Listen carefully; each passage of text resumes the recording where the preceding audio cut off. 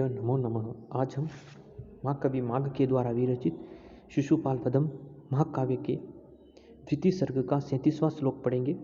प्रस्तुत श्लोक में बलराम जी अपने मंतव्य को प्रकट करते हुए भगवान श्री कृष्ण से कह रहे हैं कि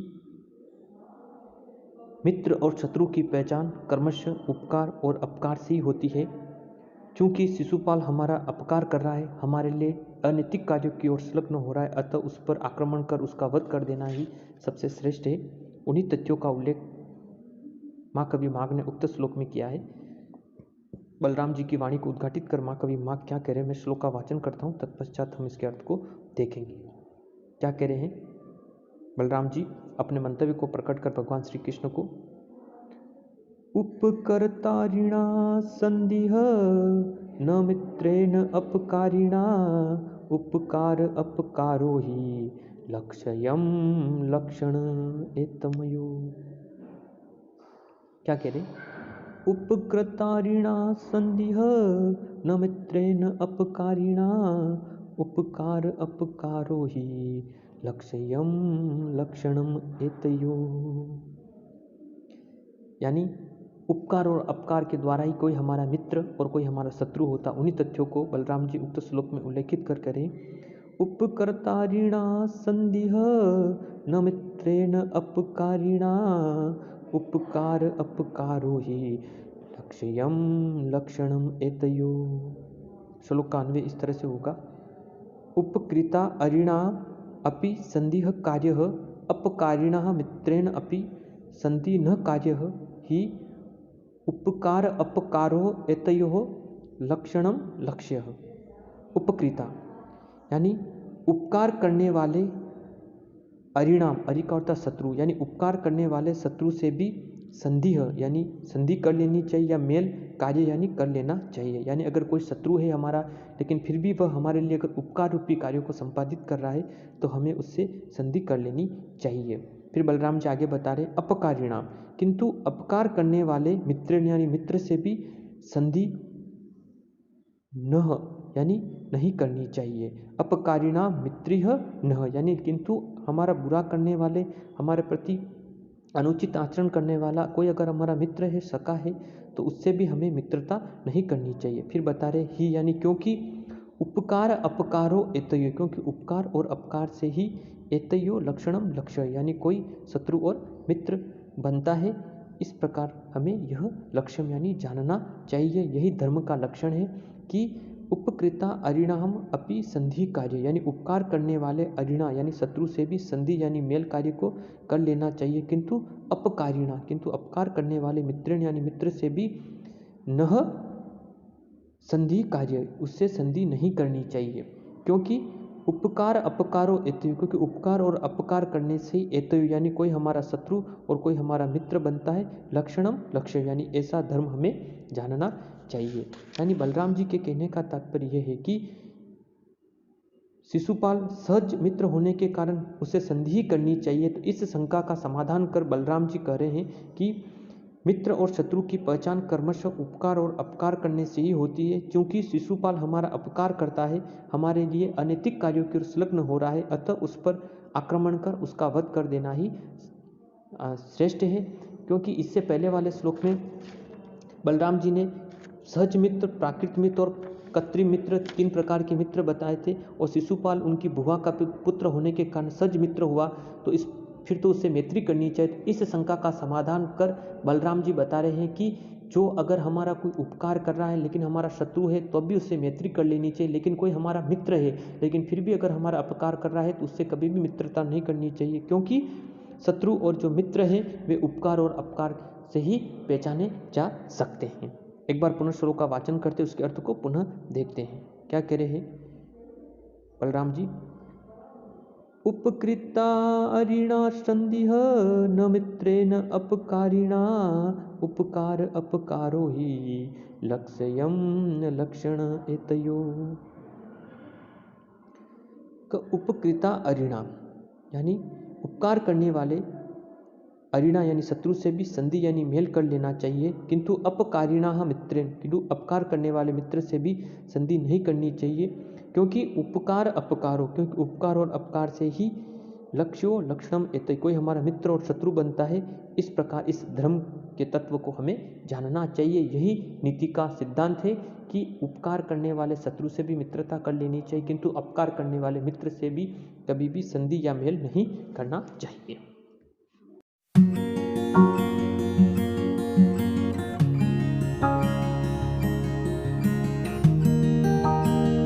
आज हम माँ कवि माघ के द्वारा विरचित शिशुपाल वधम माघ काव्य के द्वितीय सर्ग का 38वां श्लोक पढ़ेंगे। प्रस्तुत श्लोक में अब बलराम जी भगवान श्री कृष्ण के सामने अपने मंतव्य को प्रकट कर शिशुपाल को कृत्रिम शत्रु सिद्ध करते हुए बताते हैं कि वह हमारा सहज मित्र नहीं है, अपितु कृत्रिम शत्रु है, और किस प्रकार से उन कारणों को उक्त श्लोक में उल्लेखित कर रहे हैं। मैं श्लोक का वाचन करता हूँ, तत्पश्चात हम इसके अर्थ को देखेंगे। बलराम जी के वाणी को उद्घाटित कर माँ कवि माँ क्या कह रहे हैं। त्वया विप्रकृतिश्च चेदयो रुक्मणीं हर्ता हरे बदमूलस्य मूलम हि मध्वरे तरो स्त्रियः। क्या कह रहे हैं बलराम जी। त्वया विप्रकृतिश्च चेदयो रुक्मणीं हर्ता हरे बदमूलस्य मूलम हि मध्वेर तरोः स्त्रियः। त्वया विप्रकृतस्य चेदयो रुक्मणीं हर्ता हरे बदमूलस्य मूलम हि मध्वरे तरो स्त्रियः। श्लोक का अन्वय इस तरह से होगा। हे हरे, रुक्मणीं हर्ता त्वया चेदयः विप्रकृतः हि बदमूलस्य मध्वरे तरोः स्त्रियः महत मूलम। हे हरे यानी हे भगवान श्री कृष्ण, रुक्मणी यानी रुक्मणी को हर्ता यानी हरण करते हुए, त्वया यानी आपने, चेद्य चेद्य करते चेदी नरेश यानी शिशुपाल से विप्रकृत यानी आपने रुक्मणी का हरण करते हुए, चेद यानी चेदी नरेश शिशुपाल के संदर्भ में है, विप्रकृत यानी उससे आपने बेर किया है। क्योंकि ही का तात्पर्य क्योंकि बद्ध मूल्य उक्ति बता रहे हैं, क्योंकि बद्ध मूल्य यानी दृढ़ मूल वाले वेर तरो, तरु का अर्थ वृक्ष, वेर का अर्थ होता है बेर, है ना, कि वेर रूपी यानी शत्रुता रूपी वृक्ष की स्त्रिय यानी स्त्रियां जो होती है वह महत यानी प्रधान, मूलम यानी मूल जड़ होती है, यानी स्त्रियों के कारण ही बेर उत्पन्न हुआ करता है, शत्रुता उत्पन्न हुआ करती है। तो उसी उक्ति को उल्लेखित कर बलराम जी कह रहे हैं कि हे हरे यानी हे भगवान श्री कृष्ण, रुक्मणीम हरताम यानी रुक्मणी का हरण करते हुए, त्वया यानी आपने, चेद्य यानी चेदी नरेश शिशुपाल से विप्रकृत यानी उससे आपने बेर किया है। क्योंकि ही यानी क्योंकि बद्ध मूल्य, क्योंकि दृढ़ मूल वाले, फिर बता रहे हैं महद वेर तरोह यानी दृढ़ मूल वाले वेर रूपी जो वृक्ष की जो स्त्रियां होती है वही क्या होती है, महत मूलम यानी महान जड़ हुआ करती है। यानी रुक्मणी विदर्भ देश के राजा विषम की पुत्र थी, उनका संबंध शिशुपाल से निर्धारित हो चुका था, किंतु उनकी प्रीति भगवान श्री कृष्ण से थी। उन्होंने योजनाबद्ध ढंग से रुक्मणी का हरण कर लिया, तब से शिशुपाल उनका प्रधान शत्रु हो गया था। यह सारा वृत्तांत श्रीमद् भागवत के 10वें स्कंद के 52 से 54वें अध्याय में उल्लेखित है।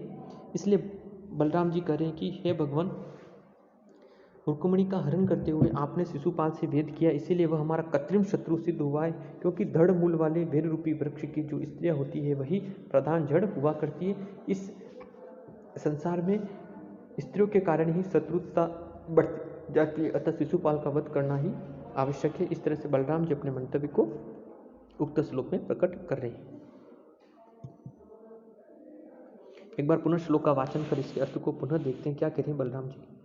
त्वया विप्रकृतस्य चेदयो रुक्मणीं हरता हरे बदमूलस्य मूलम हि महत्व वीरतरो स्त्रियः। हे हरे ने हे भगवान श्री कृष्ण, रुक्मणी यानी रुक्मणी को हरता यानी हरण करते हुए, त्वया यानी आपने, चेदय विप्रकृत यानी शिशुपाल से वेर किया है। क्योंकि बद्ध मूलश यानी दृढ़ मूल वाले वेर तरो यानी वेर रूपी वृक्ष की स्त्री यानी स्त्रियां, महत यानी प्रधान, मूलम यानी जड़ होती है। इस कारण से हमें शिशुपाल का तुरंत ही वध कर देना चाहिए।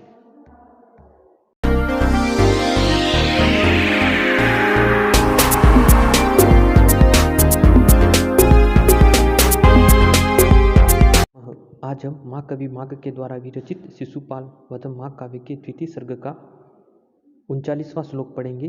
प्रस्तुत श्लोक में अब बलराम जी भगवान श्री कृष्ण के सामने अपने मंतव्य को प्रकट कर बता रहे हैं कि जब आपने रुक्मिणी का हरण किया और उस हरण के कारण शिशुपाल ने आपसे शत्रुता कर उसका अपमान का बदला लेने के लिए जब आप भौमासुर नामक यानी नरकासुर को मारने के लिए वध करने के लिए चले गए, तब उसने द्वारिकाधीश जो नगरी है उसको देशांतर पर गए हुए सूर्य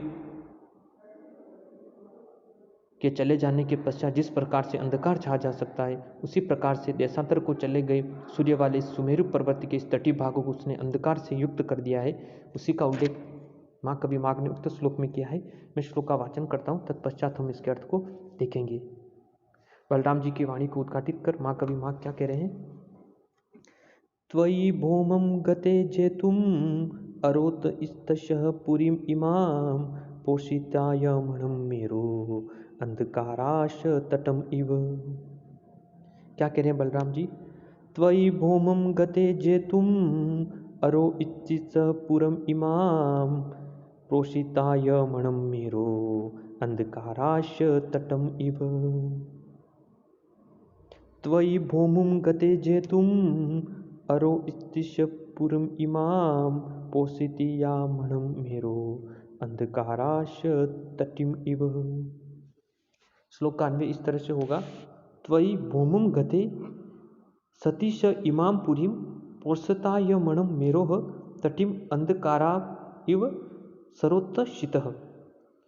यानी त्वयि यानी तुम्हारे है भगवान श्री कृष्ण, आपके भौमुम जेतुम यानी नरकासुर को, भौमुम असुर का नाम भौमम भी है और नरकासुर भी कहते हैं उसको, कि भौमुम जेतुम यानी नरकासुर को जीतने के लिए गते सती यानी आपके चले जाने पर उस शिशुपाल ने इमामपुरी यानी इस द्वारिकापुरी को प्रोषिताय अमणनम यानी देशांतर को चले गए सूर्य वाले मेरु यानी सुमेरु पर्वत के तटीय यानी प्रांतीय भाग को यानी उसके तटीय भाग को अंधकार यानी अंधकार के समान अरोतशित यानी उसने घेर लिया था। यानी बलराम जी कह रहे कि हे भगवान, त्वयि यानी आपके भूमुम चेतुम यानी नरकासुर नामक उस असुर को जीतने के लिए जाने के पश्चात गति सती यानी चले जाने पर स यानी उस शिशुपाल ने इमामपुरी यानी इस द्वारिकापुरी नगरी को प्रोषितात यमणम यानी देशांतर को चले जाने वाले सूर्य के समान मेरु यानी सुमेरु पर्वत के तटीय यानी प्रांतीय भागों को अंधकार यानी अंधकार के समान अरोतिशित यानी उसने घेर लिया था। यानी कहने का तात्पर्य है कि जो भौमासुर है वह प्राग ज्योतिषपुर का एक राजा था। भूमि का पुत्र होने से उसे भौमासुर भी कहते हैं, नरकासुर भी इसका दूसरा नाम था। इसने 16,000 राजकुमारियों को मणि पर्वत पर ओद्रका नामक स्थान में कैद कर रखा था। उसने बड़ी ही भारी नाकाबंदी कर रखी थी। तब भगवान श्री कृष्ण ने वहां जाकर बड़े रण कौशल से भौमासुर को मार डाला था। तदंतर भगवान श्री कृष्ण को उन राजकन्याओं ने पति के रूप में स्वीकार किया था। यह वृतांत श्रीमद् भागवत के 10वें स्कंद के 59वें श्लोक अध्याय में प्राप्त होता है। तो उसी वृतांत को उल्लेखित कर बलराम जी कह रहे हैं कि त्वयि भौमुम गते यानी आपके भौमुम यानी आपको उस भौमुम जेतुम गते यानी नरकासुर को जीतने के लिए गति सत्य यानी चले जाने पर स यानी उस शिशुपाल ने इमामपुरी यानी इस द्वारिकापुरी को पोषिताय मणम यानी देशांतर को चले गए सूर्य वाले मेरो यानी सुमेरु पर्वत के तटीय यानी प्रांतीय भागों को अंधकार यानी अंधकार के समान अरोतुषित यानी उसने घेर लिया था। एक बार पुनः श्लोक का वाचन कर इसके अर्थ को पुनः देखते हैं। क्या कह रहे बलराम जी? त्वयि भौमुम गते जेतुम अरोतशितस्य पुरीम इमाम पोषिताय मणम मेरो अंधकाराश तटम इव। त्वयि भौमुम गते जेतुम अरो इस्य पुरीम इमाम पोषिताय मणे मेरो अंधकाराश तटिम इव। त्वयि यानी आपके भौमुम जेतुम गते यानी आपके उस नरकासुर को जीतने पर चले जाने के लिए घमन करने पर स यानी उस शिशुपाल इमामपुरी यानी इस द्वारिकापुरी को पोषिता या मणम यानी देशांतर को चले गए सूर्य वाले मेरु यानी सुमेरु पर्वत के तटीय यानी इस प्रांतीय भागों को अंधकार यानी अंधकार के समान अरोतिशित यानी घेर लिया था।